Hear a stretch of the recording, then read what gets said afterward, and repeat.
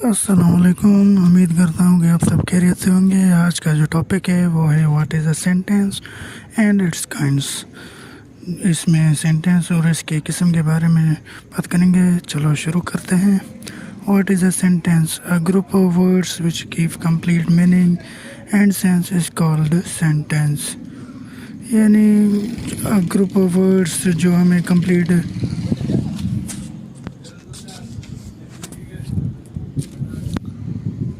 Meaning और sense they उसे हम सेंटेंस करते हैं। बेसिकली ये जो है ग्रुप ऑफ वर्ड्स को मिला के हम सेंटेंस बना, जैसे अली गोज़ टू स्कूल। ये अब जितने भी हैं ये अब ग्रुप ऑफ वर्ड्स हैं, इसको मिला के हम सेंटेंस बनाते हैं।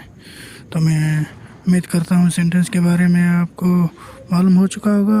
अब जो है इसकी टोटल 4 किस्म होते हैं, ठीक है। There are 4 kinds of sentence. First is assertive sentence, second is imperative sentence, third is interrogative sentence and fourth is exclamatory sentence। तो sequence wise इसको डिस्कस करेंगे। Assertive sentence, a sentence that makes a statement or assertion is called assertive sentence। यानी जो statement बनाता है उसे हम assertive sentence कहते हैं। Child set on a wall, यानी जो बच्चा दीवार पे बैठा था, ये अब स्टेटमेंट शो कर रहा है। तो इस किस्म के जुमलों को हम असर्टिव सेंटेंस कहते हैं।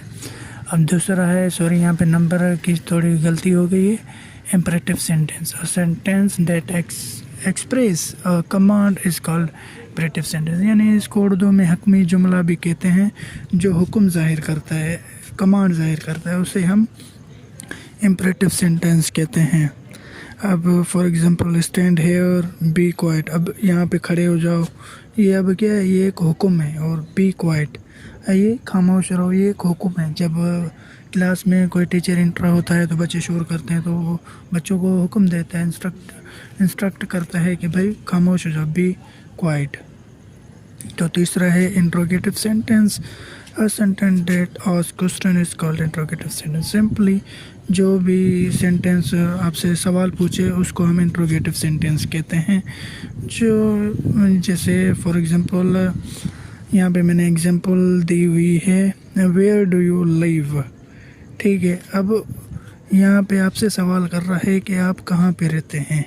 तो इस किस्म के जुमले जो आपसे सवाल करें उसे हम असर्टिव सेंटेंस कहते हैं, ठीक है। यहाँ तक आप समझ गए होंगे। और चौथा जो आखिरी काइंड है सेंटेंस का, वो है exclamatory sentence. A sentence that express strong feeling is called exclamatory sentence.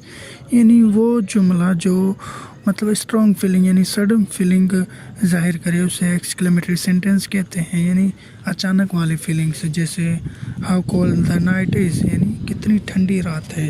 अब ये अचानक से हमें फीलिंग आ रही है, ये क्या है, ऐसे किस्म के जुमलों को हम एक्सक्लेमेटरी सेंटेंस कहते हैं, जो यकदम से हमें कोई फीलिंग आए।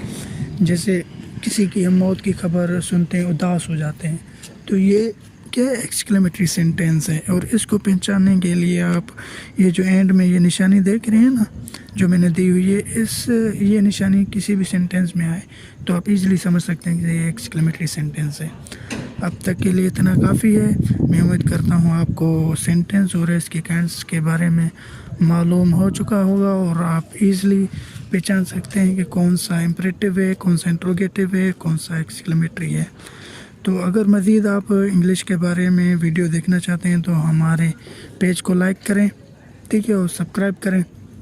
जो मैं आपके लिए जितनी भी वीडियोज़ लाऊंगा वो इंग्लिश के मुतालिक होंगी, इंग्लिश ग्रामर के मुतालिक, जो आपको हेल्पफुल रहेंगी अपनी इंग्लिश इम्प्रूव करने में। तब तक के लिए अल्लाह हाफिज़।